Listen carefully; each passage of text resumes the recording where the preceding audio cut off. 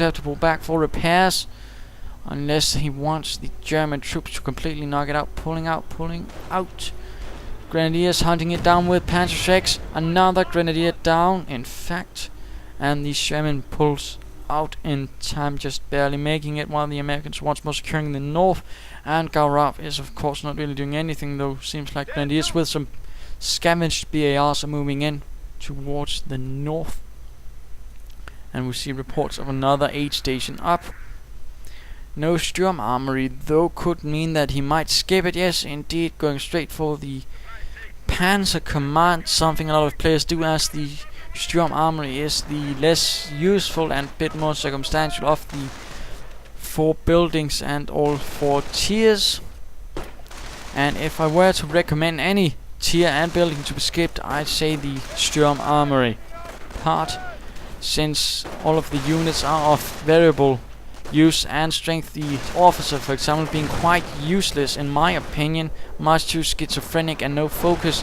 The terror officer from Company 9, though, being a good example of how he could have worked, but apparently does not. The Stug is more of a niche unit, which is more to act as a road bump against Germans as far as I'm concerned. Pumas are also nice against infantry, but their armored cars are not really frontline units, so a bit to either side. And the Nebelwerfer is of course nice artillery, but at the same time it's artillery, and a Panzer IV well used can have quite a nice effect as well, so it's a bit more circumstantial with the Sturm Armory, whereas the Panzer Command has a lot more direct uses on the battlefield and can certainly do a lot more to strengthen your troops' performance. But that's just my opinion, and I'm not saying just skip it, but if you were to ask me which one you could get away with skipping, I'd say the Sturm Armory, as several of its units are low to no usage, and some are, well, medium. There's no real high yield units. And we see Veterancy Fleet going up for support units, meaning the sniper as well is tougher, and I do believe he will also fire much faster than before. Certainly not bad, not bad. Will he open fire on the Rangers? Hold up in this building, bazookas firing out. Rangers moving in from the south as well, a lot of Rangers in fact. Let's go see if he might have resources for artillery. Yes, indeed, so we might see some artillery here. In fact, nicely clustered up German position, and yes, indeed, as I predicted, howitzer rounds going in. Although managed to pull out some of the troops. MG42 team knocked out, though bunker taking a lot of hits. Bazooka fire raining in as well, and the MG42 the team is holding out, although sniper fire is now making things a lot more dangerous. A lot of the howitzer rounds don't hit actually, and it seems to be snipers actually doing most of the work.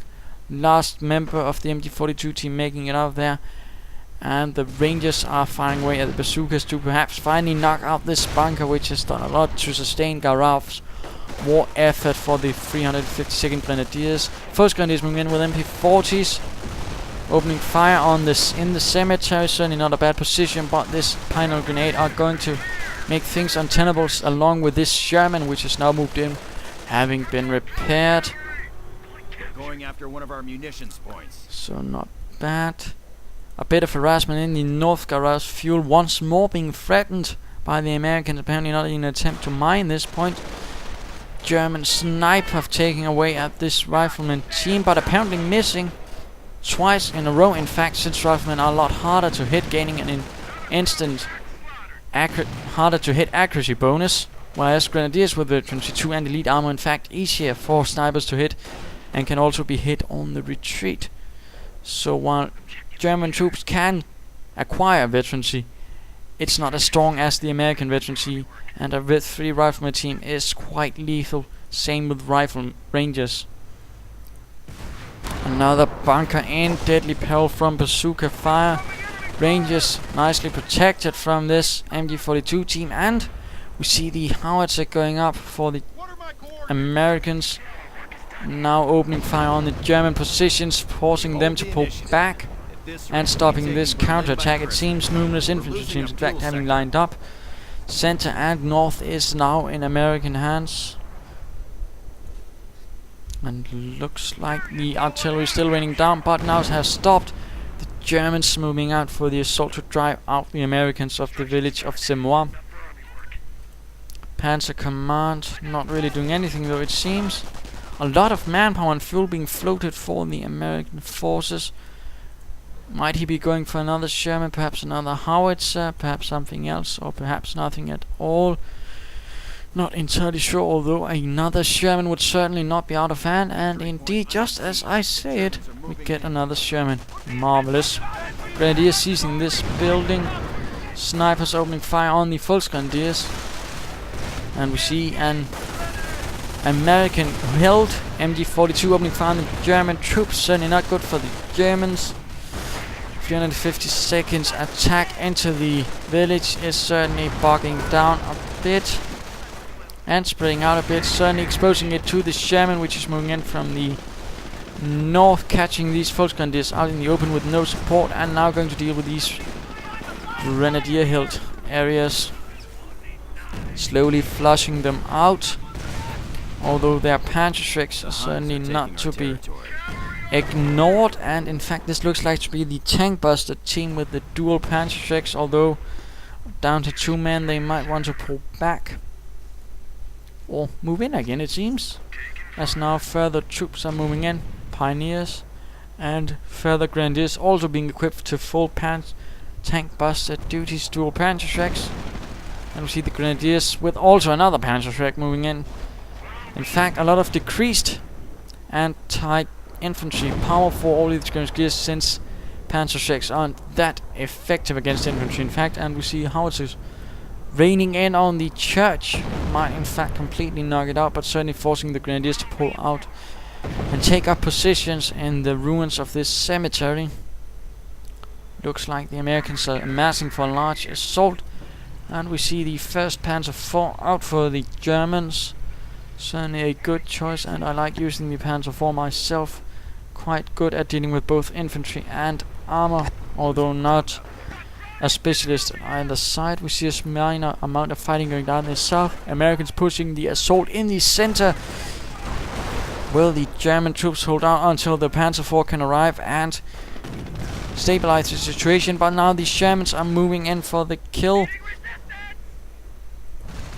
and forcing the German troops to pull back. And we see a bunker was been attempted to set up and is now only there to serve as protection for the Panzergrenadiers to fire off the Panzerschrecks. Not a good position to fire off from the rifles with, in fact, and snipers now taking pot shots at the troops inside.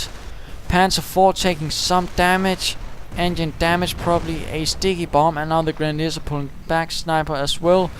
Bunker going to be knocked out in seconds.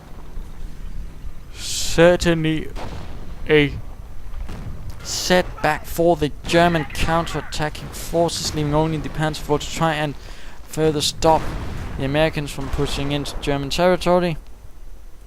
Medic bunker here, and we see this victory point being seized by the Americans. Now howitzer fire ranging in on the Panzer IV as well, forcing it to pull further back. But we see now a large German force moving in to try and contain the situation. Whoa. Hiccups. Not good. And the German bunker is wrecked. Once more, Gaurav being rather reliant on bunkers, in fact, and let's go back, but no machine gun bunkers, mostly aid stations, to allow for a higher rate of attrition, or at least lowering it, and a bit more head-on fighting for the Germans. Certainly not a bad tactic, and the American has of course not been sitting around either, doing nothing while dealing with all of these bunkers, firing off plenty of artillery and being good to focus them out. Registered artillery is apparently being selected, and a lot of manpower is in fact floating, no replacement troops being sent out. In fact, might want to work on using manpower a bit more, in particular since there's not a lot to use it on, except I suppose if he wants to go for the armored assets, perhaps a Panzer IV as well, but still another Grenadier team could have done wonders, or perhaps a pack. Panzer IV moving in too far, getting hit from all sides. Rangers apparently ignoring this splendid opportunity to have taken some rear shots with the bazookas, certainly to their advantage. Something going up from the tank depot, perhaps an upgrade for the Shermans. Yes, indeed. Long-barreled 76mm guns out for the Shermans, making them a lot better at penetrating the armor of the Panzer Force, giving them the advantage.